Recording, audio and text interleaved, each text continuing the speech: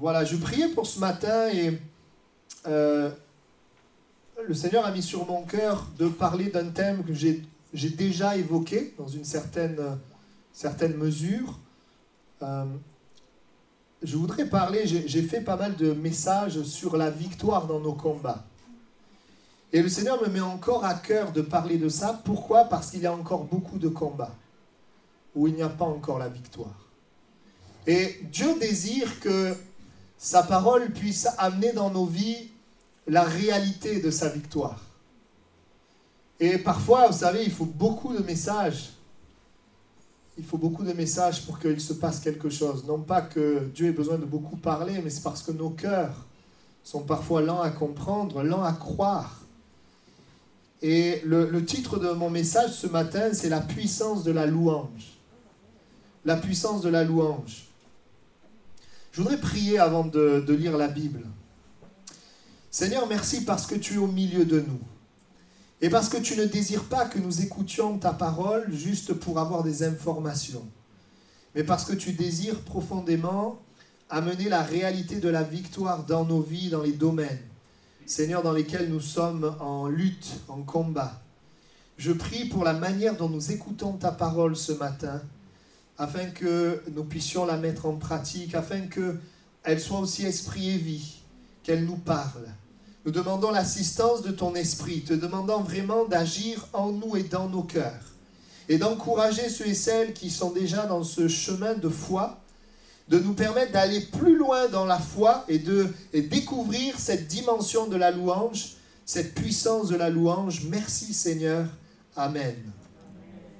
Nous lisons et nous ouvrons la Bible ce matin dans 2 Chroniques, chapitre 20. 2 Chroniques, chapitre 20.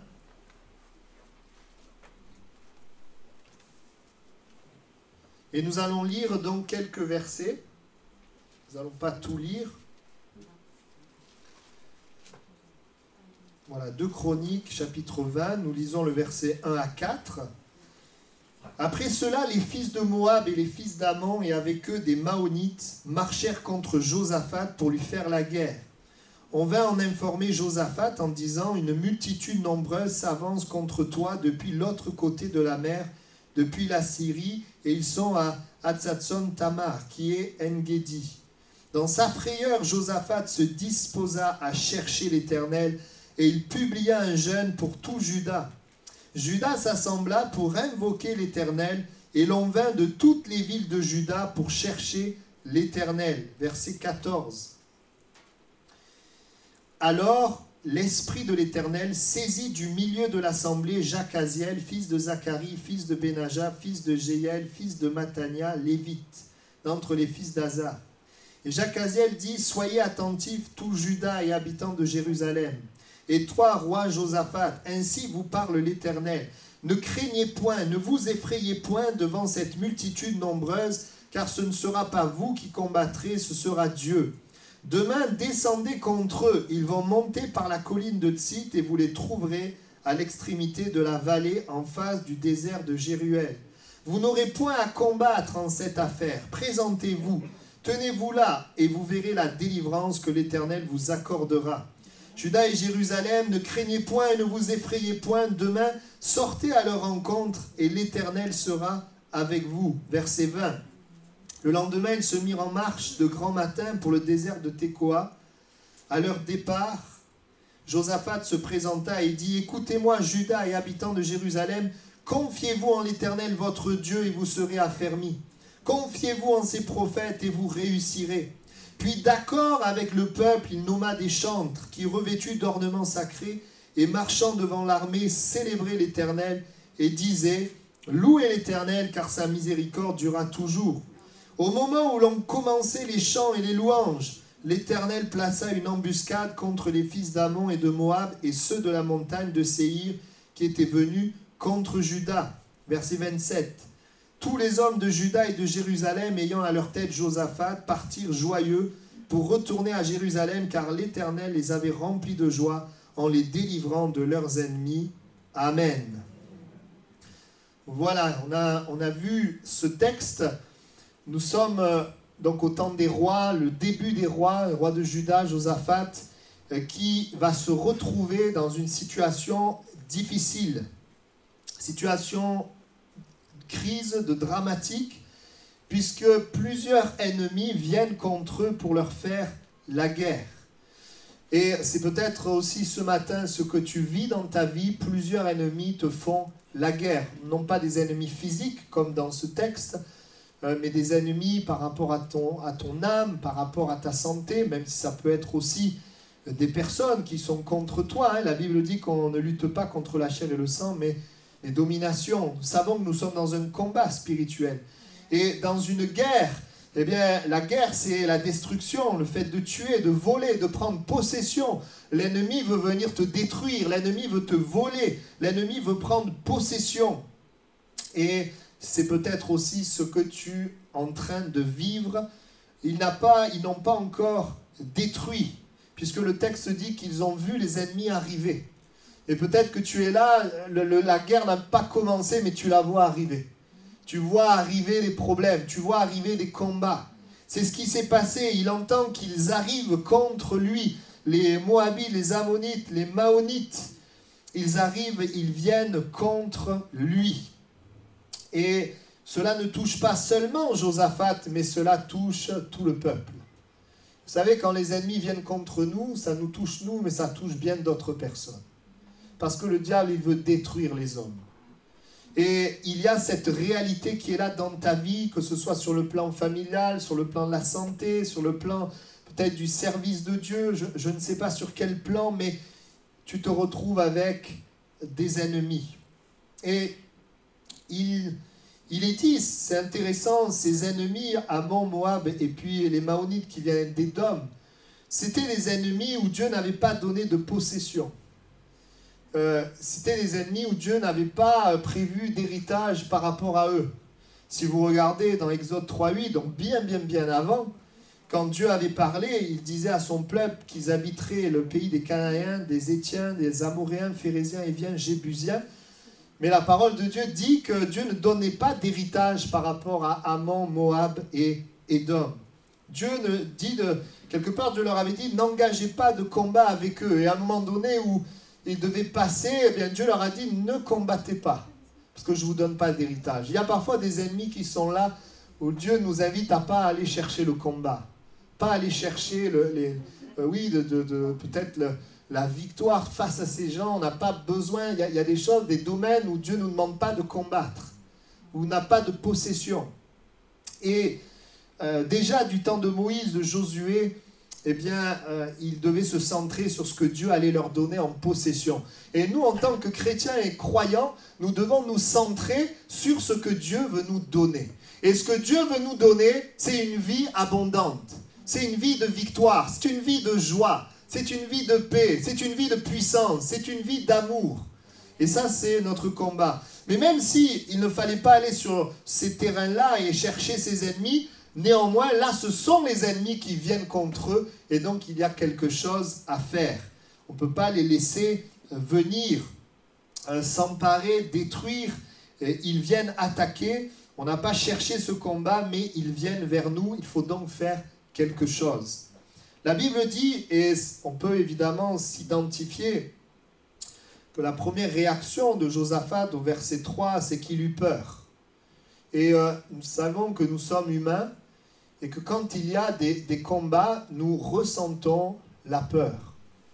Nous passons par ces phases, ces étapes où nous sommes troublés, où nous nous rendons compte, parce qu'il ne s'agit pas que d'un ennemi, mais de plusieurs, que les ennemis sont forts et que nous nous sentons faibles. Et c'est compréhensible humainement parce que, humainement, sans considérer Dieu, nous sommes faibles. Dans des combats qui sont spirituels, nous sommes faibles. Le diable est un être spirituel, bien plus fort que l'être humain. Bien sûr, je mets une nuance, l'être humain qui n'a pas Jésus. Mais l'être humain qui a Jésus, Jésus, lui, est plus fort que le diable qui vient contre nous. Et la meilleure chose à faire quand des ennemis viennent contre nous, même si la peur veut nous tenailler, eh bien, c'est de faire ce que Josaphat a fait. Et j'aimerais te dire, et je voudrais, même si c'est quelque chose que tu as déjà entendu, je voudrais le répéter, Dieu est capable de le rendre vivant une seconde fois. J'aimerais te rappeler que malgré ce que Josaphat pouvait ressentir, il a cherché l'Éternel. Il s'est approché de Dieu. Et il y a encore aujourd'hui des hommes et des femmes qui sont tenus dans la peur, qui peut-être sont en train de raisonner, de réfléchir sur le problème, de chercher des solutions. Et Dieu, encore une fois, te dit, mais viens, approche-toi de moi. Parle-moi de ton problème. Josaphat va chercher Dieu, le roi, et va amener le peuple à chercher Dieu. Ils vont même proclamer un jeûne. Ils vont se tenir là, invoquer Dieu au verset 4. C'est la meilleure chose à faire quand des ennemis viennent contre nous. Combien se tournent vers le désespoir quand des ennemis sont là? Mais le désespoir ne peut pas combattre pour nous. Le désespoir ne peut que nous enfoncer encore. Combien se tournent vers les plaintes, vers les murmures? Combien se tournent vers la colère? Combien se tournent aussi vers la fuite? On essaye de fuir le problème. On essaye d'aller à un endroit où les ennemis ne seront pas et on ne sait pas que les ennemis vont quand même être là. On se tourne vers des hommes, des spécialistes, des références, des gens qui pourront nous aider. On se tourne vers des systèmes. Système politique, système social, système économique, l'argent, toutes sortes de systèmes. Au lieu de nous tourner uniquement vers l'Éternel. Et des fois, et le danger, c'est qu'on se tourne vers Dieu et en même temps, on se tourne vers d'autres moyens. Mais ce matin encore, je voudrais te rappeler que pour le combat que tu mènes, ce qu'a fait Josaphat, c'était le début de la victoire. Il s'est tourné vers l'Éternel. Il a cherché l'Éternel. Et je voudrais rappeler ce matin, c'est peut-être tellement simple, mais que se tourner vers Dieu, venir à Dieu, parler à Dieu de notre problème est le début de la victoire. Et ils vont expliquer à Dieu la situation, versets 10-11. Voici les fils d'Ammon et de Moab et ceux de la montagne de Séhir, chez lesquels tu n'as pas permis à Israël d'entrer quand il venait au pays d'Égypte, car il s'est détourné d'eux et ne les a pas détruits. Les voici qui nous récompensent en venant nous chasser de ton héritage dont tu nous as mis en possession. Ils parlent là et ils disent, voici, ils viennent contre nous. Et ils parlent de ce qui s'est passé dans le passé où Dieu leur avait dit de ne pas aller, de ne pas se battre contre eux. Et là, les voici qui viennent contre eux. Et il explique la situation. Et j'aimerais ce matin te dire, oui, vous me direz, mais Dieu, il connaît déjà. Ben oui, il connaît déjà. Mais Dieu attend que, même s'il connaît déjà, que tu te tournes vers lui et que tu lui parles de la situation. Des fois, on est là, on se dit, non, mais Dieu le sait, Dieu le sait. Oui, Dieu le sait, mais Dieu attend de toi une démarche de foi. Et la Bible nous dit que Dieu entend ton cri, Dieu entend ta prière. Des fois, on pense qu'il faut prier longtemps pour que Dieu nous entende. Ben, la Bible dit, en priant, ne multipliez pas de vaines paroles, comme les païens. Il y a des gens qui s'imaginent qu'à force de paroles, ils seront exaucés. Non, Dieu ne dit pas, c'est pas parce que tu vas donner beaucoup de paroles que Dieu va t'entendre ou t'écouter. Il n'y a pas besoin de donner beaucoup de paroles, tu as juste besoin de donner les paroles qui correspondent à la vérité. Juste d'apporter ton problème. Il y en a d'autres qui pensent qu'il faut être pieux pour que Dieu nous réponde. Alors c'est vrai, la Bible dit que ceux qui le craignent, Dieu les exauce. Mais la Bible dit aussi que même les gens qui ne sont pas pieux, qui crient à l'Éternel, Dieu les entend. Sinon, Jésus n'aurait pas répondu aux brigands sur la croix. Il aurait dit, écoute, t'es un brigand, tant pis pour toi, c'est fini. Mais Jésus lui a dit, tu seras avec moi dans le paradis. Parce que, ça c'est vrai, le brigand a changé d'attitude. Une attitude humble, une attitude où je dis, j'ai besoin de toi. La Bible dit que quand le malheureux crie, l'Éternel entend. Le malheureux pieux ou le malheureux qui n'est pas pieux, quand il crie vers Dieu, l'Éternel entend et le sauve de ses détresses. Il faut juste avoir l'humilité de venir à Dieu et de s'y attendre. Il entend le cri, il nous aime. Et c'est peut-être simple, mais la Bible, elle est simple. Pour des enfants peuvent vivre l'évangile. Vous savez, l'évangile est tellement simple qu'on se pose la question, pourquoi si c'est si simple, ça ne marche pas? Je vais vous dire pourquoi. Parce que l'homme est compliqué. Parce que l'homme est compliqué, parce que l'homme veut toujours ajouter. Mais sois simple ce matin. Et viens vers l'Éternel. Il entend le cri. Pourquoi? Parce qu'il nous aime. Parce qu'il veut nous aider. Et lorsque Josaphat va s'adresser à Dieu, eh bien, il va y avoir une réponse de Dieu que nous avons lue. Des fois, vous savez, écoutez bien, des fois, on fait avec des situations que Dieu pourrait changer. Mais on fait avec. On accepte. On accepte l'oppression du diable. On accepte des addictions. On accepte des défaites. On accepte des problèmes. On accepte alors que Dieu pourrait changer quelque chose. Dieu parle à quelqu'un ce matin. N'accepte pas d'être vaincu. Apporte ce problème à Dieu. Dieu veut te donner la victoire. Vous savez, on remercie le Seigneur, des gens viennent au milieu de nous, personnes sont bénies, mais je vous garantis qu'il y a beaucoup de combats à remporter. Et dans ma liste de prières, il y a plus de combats où la victoire n'est pas encore remportée que de victoires qui ont été remportées. Et je dis, Seigneur, ensemble, nous voulons voir ta gloire. Et la gloire de Dieu commence par la victoire dans nos combats. Pour l'Église et pour ta vie. Donc, pour mon premier point qu'on vient de développer, c'est que Dieu entend les cris. Dieu a entendu le cri de Josaphat et Dieu entend ton cri. Le deuxième point, c'est que Dieu s'engage à donner la victoire. Dieu va s'engager à donner la victoire. On l'a lu du verset 14 au verset 17. Il parle au travers d'un homme, un prophète, Jacaziel. Il va dire, Dieu va parler et dire, ne craignez pas, ne vous effrayez pas. Ce ne sera pas vous qui combattrez, ce sera Dieu.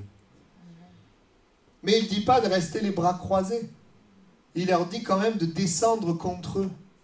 Il leur dit de se tenir face à leurs ennemis. Et il leur dit la délivrance, vous verrez la délivrance que l'Éternel vous accordera.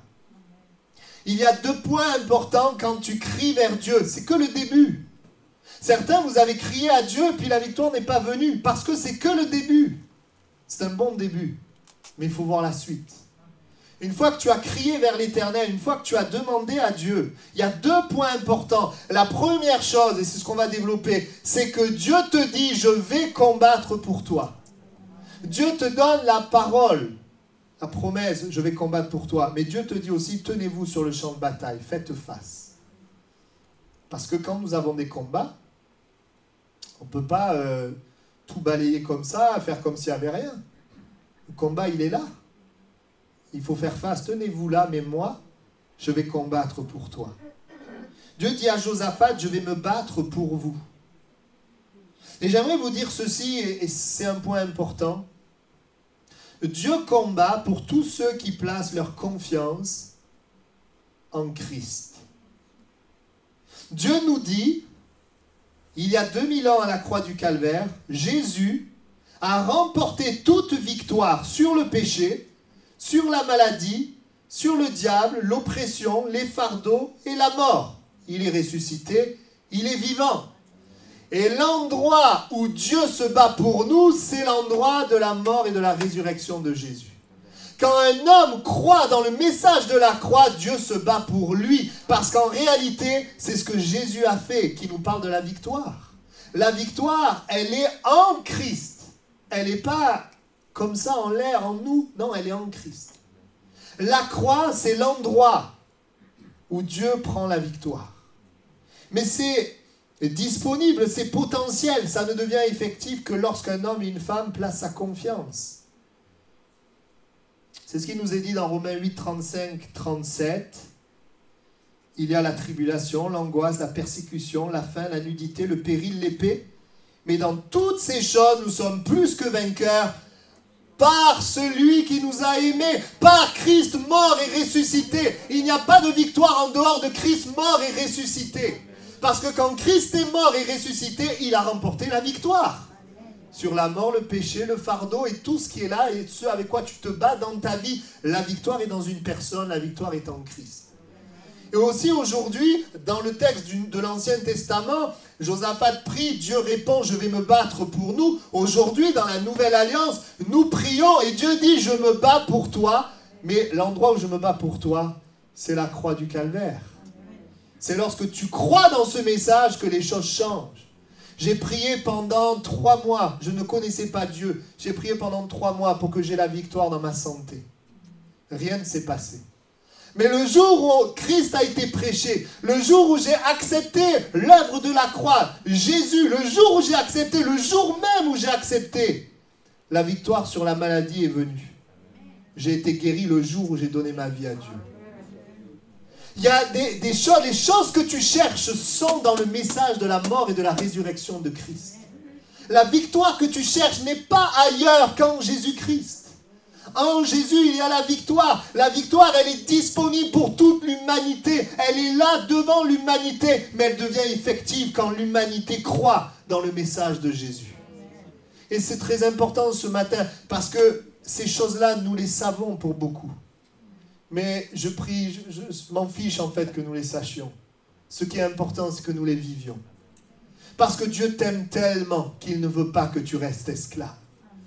Et Dieu te dit, voilà l'endroit de la victoire.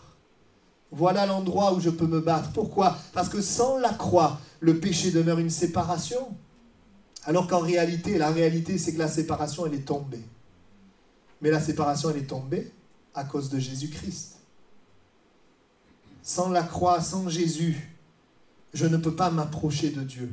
Dieu ne peut pas venir, Dieu ne peut pas se battre pour moi. Bien sûr, de manière souveraine, il peut agir, mais la Bible nous montre que Dieu, dans sa parole, il agit lorsqu'un homme, une femme vient à Jésus. Parce que le péché nous sépare de Dieu. Le péché nous sépare de Dieu. Et la bonne nouvelle, c'est que Jésus a vaincu le péché. Dieu leur dit, je vais combattre pour vous. L'œuvre de Jésus est l'œuvre qui permet à Dieu de combattre pour toi. Tes efforts humains ne peuvent pas te donner la victoire. Mais l'œuvre de Jésus te permet de remporter la victoire. Et vous voyez que ce n'est pas par des moyens humains, mais c'est par la foi, par la confiance. Oui, grâce soit rendue à Dieu, 1 Corinthiens 15, 57, qui nous donne la victoire par notre Seigneur Jésus-Christ. La croix et la résurrection de Jésus rendent possible et disponible la victoire. Amen. Elle rend possible la victoire à l'humanité entière de tous les temps. En te confiant en Jésus, tu fais entrer Dieu dans ton champ de bataille. En te confiant en Jésus, tu permets à Dieu de venir dans ton combat. La prédication de la croix est une puissance de Dieu. Eh oui, c'est une puissance de Dieu. La croix suffit pour ta victoire. Et quand nous prions pour quelqu'un, ce qui nous donne de l'assurance, ce n'est pas notre charisme, ce n'est pas le fait de crier fort, ce n'est pas des éléments extérieurs. Ce qui nous donne de l'assurance, c'est l'amour de Dieu qui a été manifesté au travers de Jésus qui a donné sa vie. C'est le message de la croix. Et quand un homme, une femme croit dans ce message, il y a des victoires qui se manifestent. Amen. La croix suffit pour ta victoire. C'est pour ça que Jésus a dit tout est accompli. Jésus suffit pour ta victoire. On le sait, mais est-ce qu'on y croit vraiment? Tu le sais, mais est-ce que tu y crois pour ta vie? C'est le moment où tu vas y croire que tout va changer. Si tu mets ta confiance dans autre chose, c'est autre chose qui combattra pour toi. Mais l'autre chose, il ne gagnera pas pour toi. Parce que Jésus est le seul qui a toute autorité dans le ciel et sur la terre. Il est le seul qui peut vaincre ce qui triomphe dans ta vie. Demander ne suffit pas. J'ai besoin de me confier en Jésus pour que Dieu combatte pour moi. La croix, c'est l'endroit où Dieu dit « Je combats pour toi ». Et quand Josaphat demande de l'aide, Dieu lui dit oui. Quand toi, tu demandes de l'aide, c'est à la croix que Dieu te dit oui. Et nous passons au troisième point. Dieu combat pour toi lorsque tu le loues. Nous allons parler maintenant de la louange. Nous avons vu dans les Écritures, il est dit qu'au moment où l'on commençait les chants et les louanges, l'Éternel plaça une embuscade contre les fils d'Amon. Oui, Dieu dit, je me bats pour toi. Mais là, dans le texte, on est maintenant dans la pratique. Dieu est en train de se battre pour eux. C'est plus juste une parole, une promesse. C'est une réalité. Et la réalité est venue au moment où ils commençaient à louer Dieu. La louange, c'est reconnaître la grandeur de Dieu, c'est les remerciements, c'est l'expression de la confiance en Dieu. Et c'est intéressant, parce qu'avant de venir à la louange, on va voir, c'est pas une technique en te disant, bon ben je vais louer Dieu et ça va fonctionner. Non, c'est la louange qui vient d'un cœur confiant. En réalité, c'est pas la louange en soi, c'est la confiance en Dieu. La confiance en Dieu, ta confiance en Dieu permet à Dieu d'agir d'une manière pratique dans ta vie. Et c'est ce que nous voyons, parce que avant qu'il loue Dieu, qu'est-ce que Josaphat a dit? Il a dit, confiez-vous en l'Éternel votre Dieu et vous serez affermis, confiez-vous en ses prophètes et vous réussirez. La première chose, ce qui vient avant la louange, c'est la confiance. En fait, la louange, c'est une expression de la confiance. Il dit, confiez-vous, autrement dit, faites confiance à ce que Dieu dit.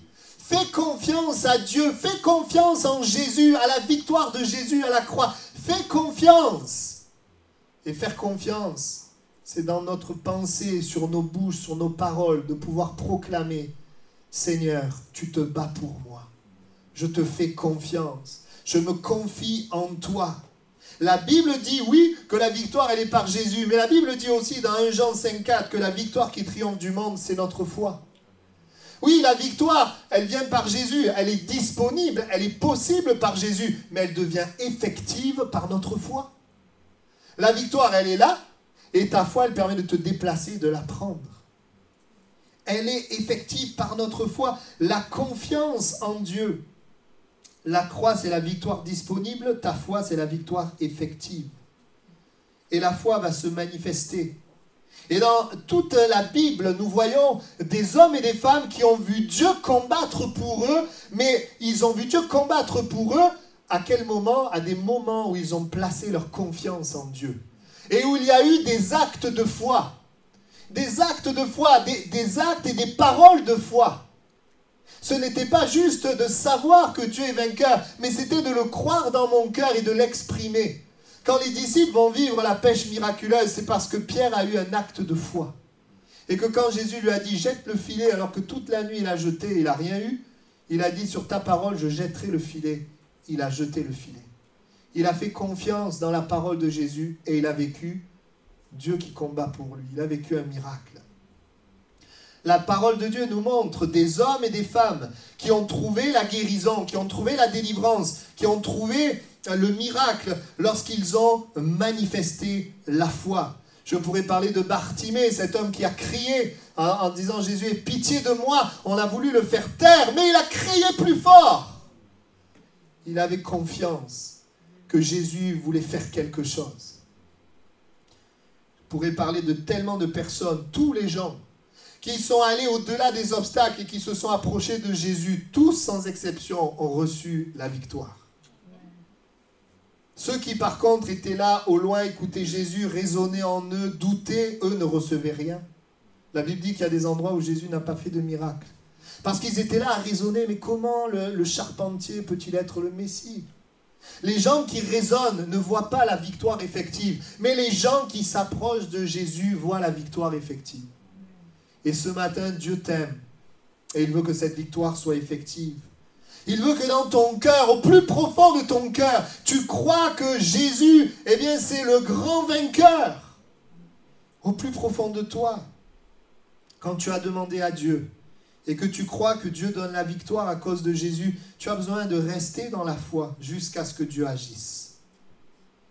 Dans Hébreux, chapitre 13, verset 15, dans le Nouveau Testament, nous voyons ceci: par lui, offrons sans cesse à Dieu un sacrifice de louange, c'est-à-dire le fruit de nos lèvres qui confesse son nom. Il est question de la louange. Nous offrons sans cesse à Dieu la louange. Et la louange vient du fait de confesser son nom. Elle vient de la confiance en Jésus. Elle est liée à la confession du nom de Jésus. Alors même que l'ennemi est là. Voyez-vous, Josaphat dit « Confiez-vous en Dieu » et ils se mettent d'accord pour venir et louer l'Éternel. Et le texte nous dit que c'est quand ils ont commencé à louer Dieu que Dieu a placé une embuscade. Et ce matin encore, Dieu voudrait amener l'Église, moi-même, vous, dans une dimension de louange, une dimension de foi, où nous arrivons, nous prions Dieu, nous demandons à Dieu, nous nous appuyons sur Dieu et nous louons Dieu jusqu'à ce que la victoire se manifeste. Le Seigneur voudrait taper dans une dimension de louange, une dimension de foi. La louange est une puissance. Et je le répète, ce n'est pas un rite, ce n'est pas une technique, ce n'est pas une stratégie en te disant je vais louer Dieu comme un truc magique qui va marcher. Non, c'est une louange qui est liée à la confiance que tu mets en Jésus-Christ. C'est parce que tu as confiance dans le message de la croix que tu loues l'Éternel. C'est parce que tu as confiance dans la fidélité de Dieu que tu loues l'Éternel. Je ne l'ai pas dit, mais Josaphat va dire qui est Dieu, tu es grand, etc. Il va proclamer qui est Dieu. Au lieu de proclamer que l'ennemi est grand, il va proclamer que Dieu est grand. C'est cela qui nous permet. Dieu veut nous amener dans une victoire. Et alors que ce matin encore, je priais pour ce message, et je voyais la liste de tous les combats que nous menons, où la victoire n'est pas encore là.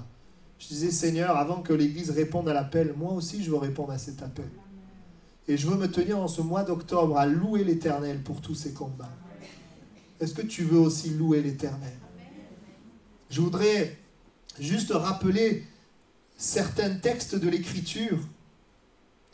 Je voudrais te rappeler Paul et Silas qui sont en prison et qui au plus profond de la nuit commencent à chanter et louer Dieu. Et quand ils commencent à louer Dieu, il y a quelque chose qui se passe. Il y a quelque chose qui se passe, la prison ne peut plus les retenir. Et c'est là qu'ils vont expérimenter la libération et le salut du geôlier.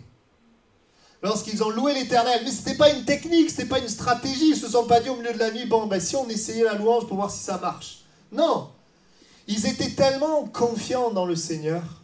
Leur confiance ne reposait pas sur ce qu'ils voyaient. Pourtant, ils venaient d'être arrêtés, envoyés en prison. Ils auraient pu se remettre en question, ils auraient pu douter. Non, leur confiance est en Dieu et en Jésus. Et ils louent le Seigneur. Et alors qu'ils louent le Seigneur, leur louange a un effet dans la situation. Alors qu'ils louent le Seigneur, Dieu combat pour eux. Le combat de Dieu devient visible. Les choses deviennent visibles. Amen. Vous savez, les lions n'ont pas ouvert la bouche pour manger Daniel. Parce que Daniel, dans l'heure la plus sombre, alors qu'il sait qu'on n'a plus le droit de prier, alors qu'il sait qu'un piège lui a été tendu, il est dit que Daniel, sachant que le décret était écrit, se retira dans sa maison où les fenêtres de la chambre supérieure étaient ouvertes dans la direction de Jérusalem. Et 3 fois le jour, il se mettait à genoux, il priait et il louait son Dieu comme il le faisait auparavant. Daniel, il ne faisait pas que prier, Daniel, il louait Dieu. Tu l'avais remarqué? Il louait Dieu. Et cette louange au plus profond des ténèbres amène Dieu à combattre pour lui. Les lions ne pouvaient pas le détruire parce que sa louange, sa confiance en Dieu était plus forte. La confiance qu'il avait en Dieu a permis à Dieu de combattre pour lui et d'amener un témoignage puissant à Babylone. Oui, la louange qui vient de la confiance est puissante. Je pourrais vous parler aussi au temps de Salomon, dans 2 Chroniques 5, 13. Il est dit lorsqu'il sonnait des trompettes et qu'il chantait, s'unissant de même accord pour célébrer et pour louer l'Éternel. Il fit retentir les trompettes, les cymbales, les autres instruments. Ils célébrèrent l'Éternel par ses paroles, car il est bon, car sa miséricorde durera toujours. En ce moment, la maison de l'Éternel fut remplie d'une nuée. Vous savez, c'était la manifestation de Dieu sur la terre. Et lorsque toi et moi, nous louons l'Éternel, et que cette louange, c'est l'expression de la confiance que nous avons dans sa victoire, en lui, eh bien, tu permets à Dieu de venir sur la terre, de se manifester et de combattre pour toi. Et moi, je voudrais qu'ensemble, nous le vivions. Parce que nous avons un Dieu qui est fiable, qui est fidèle. Et parce que nous sommes dans un vrai combat. Amen. Ouais, nous louons le Seigneur, nous agissons selon ce que Dieu dit. Dieu dit, je combats pour toi. À cause de cette parole, nous louons le Seigneur, alors que nous ne le voyons pas encore combattre. Et Dieu voudrait amener son peuple, nous amener ensemble à pouvoir louer l'Éternel par la foi. C'est quelque chose que tu ne pourras plus faire au ciel. Au ciel, on louera Dieu, mais au ciel, on ne louera pas Dieu par la foi, parce que nous le verrons. Il n'y aura plus besoin de foi au ciel. On ne pourra plus lui être agréable par la foi au ciel. Parce qu'au ciel, il n'y aura pas besoin de foi, on le verra. Mais sur la terre, nous pouvons lui être agréables par la foi. La foi, c'est ce qui plaît à Dieu, la confiance en Dieu. Dieu veut nous donner la victoire. Et puis, je termine. Parfois, nous prions Dieu, nous croyons en Jésus, mais nos actes et nos paroles nous trahissent et montrent que nous, en fait, il n'y a pas vraiment de confiance en Dieu. Constamment, nous repassons le problème dans nos pensées. Ou peut-être nos actes se centrent sur le problème. Et même parfois dans les problèmes, c'est là qu'on ne vient plus à l'église, alors que c'est là qu'on devrait venir.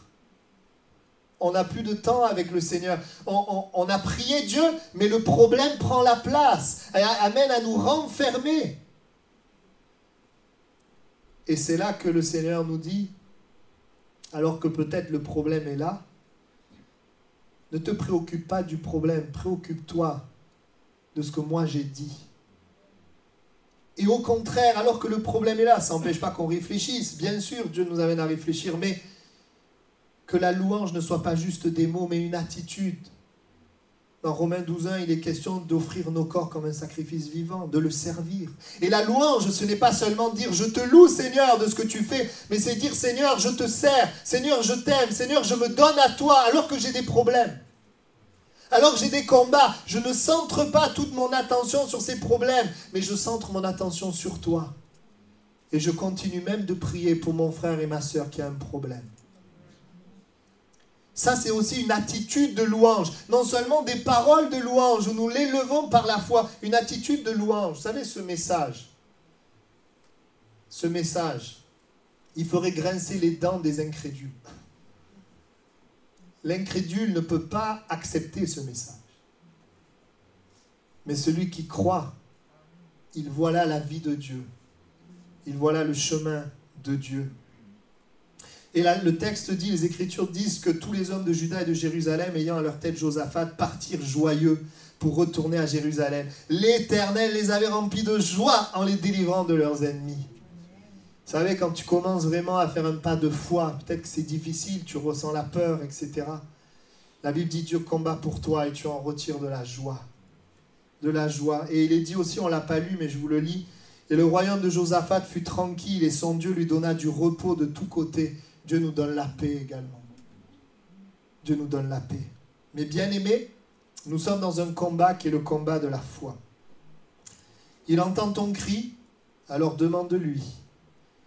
Viens à Jésus parce que en Jésus, c'est le oui de Dieu pour la victoire. C'est là où Dieu peut combattre pour toi. Et troisièmement, exprime ta confiance d'une manière pratique. Fais un pas de foi en louant l'Éternel. Et j'ai pris la décision, là, alors que je préparais ce message, Dieu m'a parlé à moi. J'ai dit, Seigneur, dans ce mois d'octobre, je vais te louer davantage pour les choses que je ne vois pas encore. Je vais te louer davantage. Parce que je crois qu'il y a des victoires que nous allons voir par un pas de foi que nous faisons. Et je voudrais faire ce même appel pour toi dans ce mois d'octobre. Es-tu prêt à dire, Seigneur, je te fais confiance? Es-tu prêt à vraiment t'appuyer sur la mort et la résurrection de Christ? Es-tu prêt à t'appuyer sur lui et à le louer alors que tu ne vois pas encore la victoire? On incline nos têtes quelques instants. Et si c'est ton désir, je t'inviterai à te lever là où tu es. Pour ceux qui nous regardent par Internet, tu peux également prier. Mais j'inviterai à te lever en disant, Seigneur, je choisis la louange. Je choisis d'exprimer ma confiance dans tes promesses, ma confiance dans tes paroles. Je choisis de ne regarder qu'à ce que Christ a fait, cette grande victoire, le tout accompli de Dieu. Je choisis dans les combats que je mène, que ce soit dans le service de Dieu, que ce soit dans ma famille, que ce soit dans la santé, que ce soit dans le travail, que ce soit dans les finances, quel que soit le domaine. Je choisis, Seigneur, j'ai déjà demandé, mais je choisis maintenant de te louer. Je choisis de te louer. Seigneur, parce qu'il y a dans mon cœur cette confiance. Il y a dans mon cœur cette confiance. Et si tu n'as pas cette confiance, le Seigneur te la donne ce matin. Sa parole est véritable. Vous savez, il nous aime. Il veut notre bien. La Bible dit qu'il nous a créés pour régner dans cette vie. C'est son héritage. C'est une partie de la vision de l'Église, que nous soyons victorieux en Christ. victorieux, mais en Christ, parce qu'il n'y a pas de victoire en dehors. Et nous voulons dire, Seigneur, nous allons te louer. Nous allons te louer par la foi. Amen. Nous nous levons ensemble, Seigneur, parce que ta parole nous parle. Nous te remercions de ce que ce n'est pas compliqué. Seigneur, ta parole est simple. Elle nous dit que tout est en Christ. Et que Christ a remporté pour nous la victoire. Et que nous avons besoin juste de nous identifier. Nous plaçons toute notre foi, notre confiance en Jésus. Mort et ressuscité. Vainqueur sur tous nos combats. Et tu nous donnes, Seigneur, comme ce peuple, de pouvoir ouvrir notre bouche et louer l'Éternel.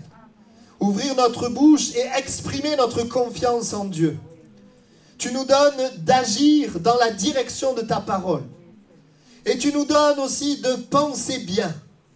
Seigneur, de penser, non pas seulement sur les problèmes, mais penser ta parole. Je déclare aussi, je proclame avec mes frères et sœurs que tu nous permets de voir une victoire effective dans les domaines de nos vies. Et je le proclame, Seigneur, dans ce mois d'octobre, où, Seigneur, tu nous permets de voir des victoires. Nous allons persévérer au-delà de ce mois, Seigneur, mais nous proclamons que tu agis, alors que nous te louons. Merci pour la puissance de la louange. Merci pour le Saint-Esprit en nous, qui nous amène à louer l'Éternel et à intercéder. Tu permets aussi les uns les autres que nous ayons du temps pour prier en esprit. Nous ayons du temps à te laisser la place, à ce que ta parole nous vivifie, nous fasse du bien. Merci Seigneur. Amen. Vous pouvez prendre place. Je voudrais qu'on reste dans la prière. Peut-être qu'il y a quelqu'un au milieu de nous qui passe beaucoup de temps à réfléchir sur les problèmes. Et le Seigneur, particulièrement à toi qui réfléchis beaucoup sur les problèmes, il voudrait t'inviter à prendre ce temps à louer Dieu au lieu de réfléchir sur les problèmes. Prends ce temps au lieu de réfléchir sur les problèmes. Prends ce temps à louer Dieu par la foi et tu verras un changement en toi et un changement dans la situation. Amen. Je voudrais aussi prier. J'ai à cœur de prier pour que la bonté de Dieu se manifeste. Ça n'a peut-être rien à voir avec le message, mais je crois qu'il y a des hommes et des femmes ici, peut-être qui ont du mal à croire, et Dieu veut manifester sa bonté pour te montrer qu'il t'aime et qu'il est là. Pour que tu saches qu'il est là. On a un Dieu qui nous aime. On a un Dieu qui est riche en bonté. Il n'est pas pauvre en bonté, il est riche. Alors c'est normal que régulièrement je parle de sa bonté. C'est biblique. Et il y a quelqu'un, peut-être plusieurs personnes au milieu de nous, tu as besoin de la bonté de Dieu. Peut-être que ce message, tu ne captes pas, peut-être que tu ne comprends pas, peut-être que c'est difficile, mais il y a une chose que Dieu voudrait te laisser, c'est pour ça que je parle maintenant, c'est que Dieu t'aime et qu'il va manifester sa bonté dans ce mois d'octobre dans ta vie. Alors on va prier. Seigneur, je te prie pour tous ceux et celles qui ont besoin d'une manière ou d'une autre de voir ta bonté. Seigneur, si nous croyons, c'est un effet de ta grâce et c'est un effet de ta bonté. C'est parce que nous avons vu ton amour à l'œuvre dans nos vies. Seigneur, tu n'as pas attendu que nous soyons parfaits pour nous aimer, pour agir dans nos vies, mais alors que nous étions imparfaits, loin, Seigneur, prisonniers, tu es venu, tu nous as aimés, tu nous as touchés, et je prie ce matin pour les hommes et les femmes qui ont besoin de ta bonté. Seigneur, montre-leur combien tu les aimes, et agis dans leur vie, communique ta paix, communique ton amour, communique ta joie, combat pour eux, ouvre des portes, et qu'ils reconnaissent que tu les aimes, et qu'ils puissent, Seigneur, t'aimer en retour. Seigneur, nous prions au nom de Jésus et nous déclarons la bonté de Dieu qui se manifeste dans ce mois d'octobre 2021. Merci Seigneur pour ce que tu fais. Amen. Et toi alors qui es concerné, tu peux sentir dans ton cœur une joie que tu ne peux pas expliquer. C'est la joie de la foi, c'est la joie de Dieu. Le Seigneur est en train de te parler et le Seigneur va agir dans ce mois d'octobre parce qu'il t'aime. Amen. Amen. Voilà, on ne veut pas se contenter d'être content, d'être nombreux ici, mais on veut que notre joie, ça soit de voir Dieu agir. Vous êtes d'accord? Voilà, alors, je vous souhaite une bonne semaine dans la louange et dans la vie de l'Esprit. Amen. Le Seigneur va nous aider. Amen. Voilà, que Dieu vous bénisse. Bon dimanche.